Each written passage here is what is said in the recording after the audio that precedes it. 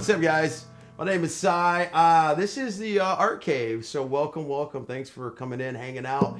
I live here in Wilmington, North Carolina. It's a fantastic port city. When you ask me where I'm from, it's a loaded question. Where do you begin? Started out in Los Angeles, California, and moved to the East Coast, which is a lot of fun as well. I mean, there's some really beautiful spots in the East Coast.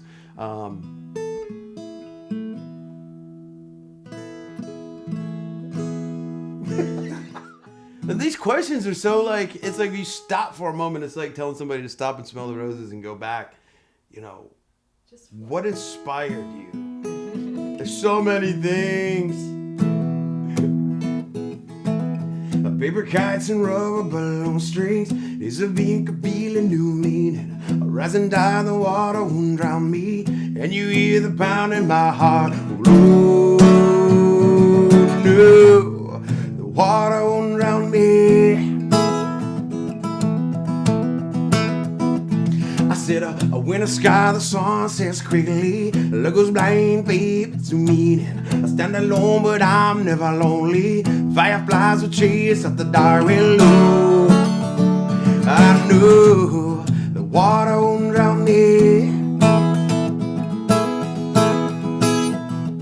I said you will write the song, hearts will sing.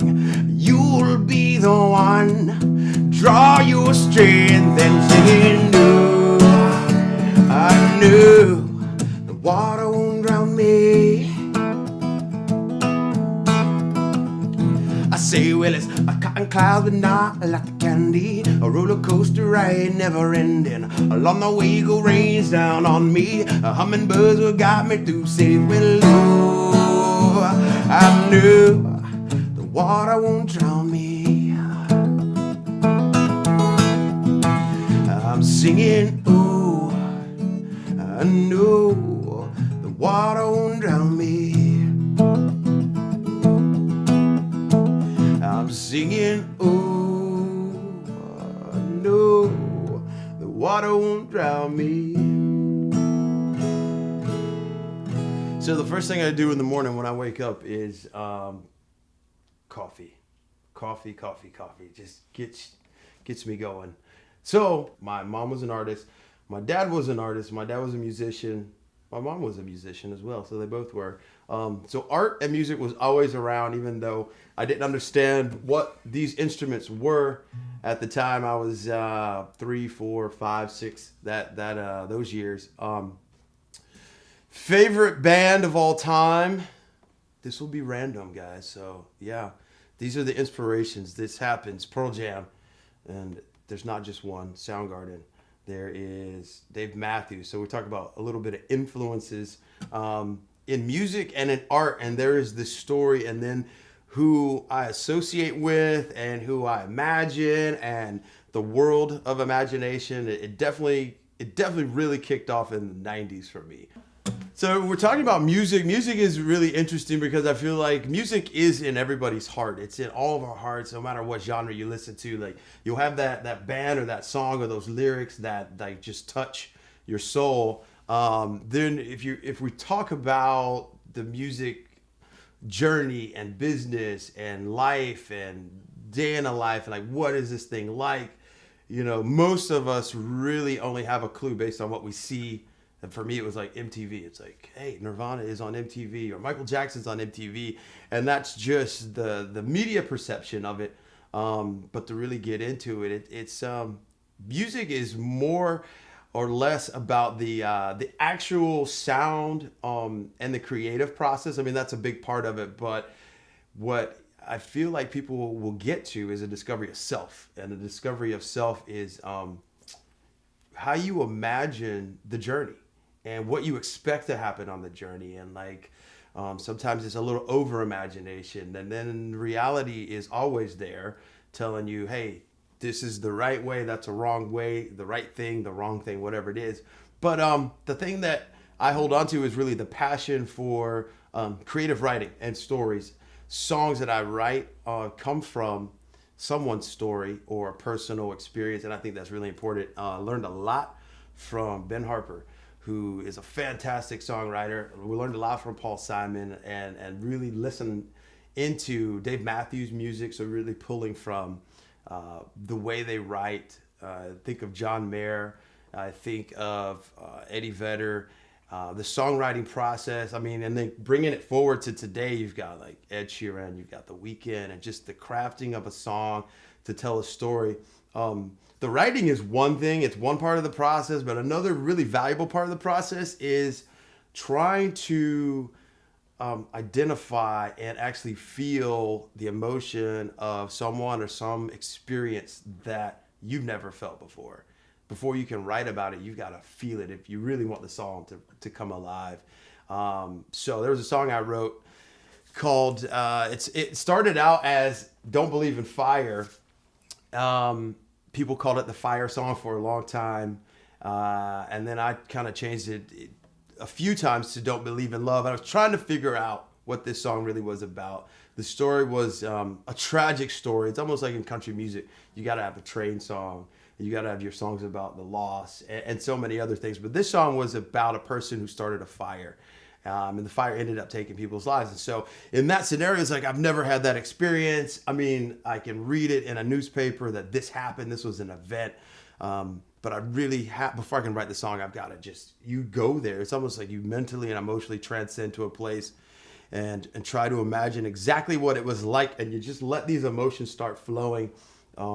Another song, for instance, would be The Water Won't Drown Me, which is more of an inspirational song. So you've got like your disaster song, and then you've got your uplift songs. And I love the uplift songs the most because in the world of music, I feel like a lot of artists write about the conditions that we see, and they're like a regular thing. But to me, it gets redundant, and I'm thinking, what can we write about to inspire people to another level of thinking? To me, that's what art and music really is about. Art is about thought provoking. Provoke someone's thought, raise a question, show them something different, make them think, oh, that's weird. But they walk away from it, and they have to come back and go, I thought about that, and now I see something very different. I feel like songwriting should be the same way. Tell people, give them a story, give them a message within the story of hope. Give them a message in the story of something that a way they can overcome. So yeah, that's part of the story. It's acoustic based rock and reggae-ish. But we just call it feel-good music.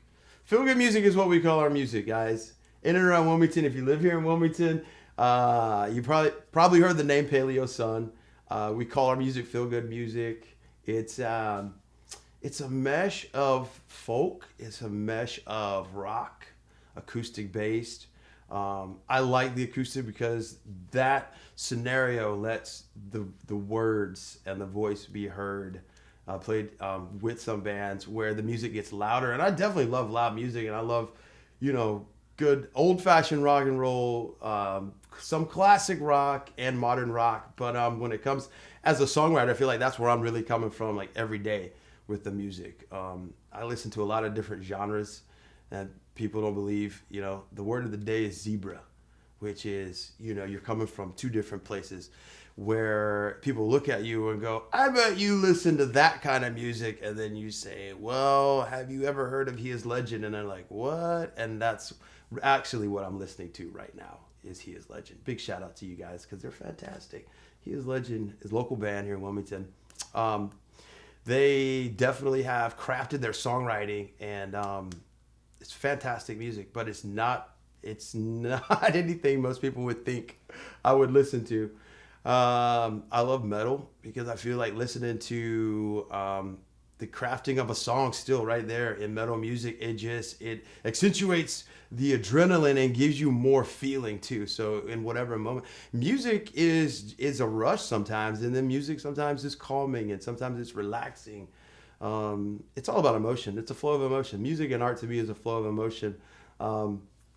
Genre-wise, I wish that word wasn't even a word in our vernacular because it gets put on everything from art to music to fashion, whatever it is you do. What's the genre? Where does it fall? It's like the Red Hot Chili Peppers. Oh shoot, I am wearing one of their shirts. That just kind of they're just like, whoa, what genre would you put those guys in? You got funk and you've got rock and you've got like this hip hop sounds. It's just like we're just making music because we are going with the flow of the emotion right now. And when it comes to art too, I feel like, well, exactly what are you doing? It's like, I really don't know. It's contemporary, it's modern, it's here, it's now. It happens in the moment. Well, what's your style like? Well, sometimes I want to do some pen and ink with some really clean lines. Other times I want to do something kind of neo abstract, kind of Basquiat esque type thing. I'm a fan of Jackson Pollock and the very random emotion and flow of his artistic style. So a lot of artists go to school and the schools tell them, hey, in the process of your education, you got to come out and you got to fit into this genre so people understand what it is. Hey, the element of surprise and discovery is fantastic in our world, and let's not lose that. Let's not lose that. Just be you and create off your emotion, and let it be perceived by the world around you. But hold on to the passion. That's what it's about. Hold on to the passion. So, yeah,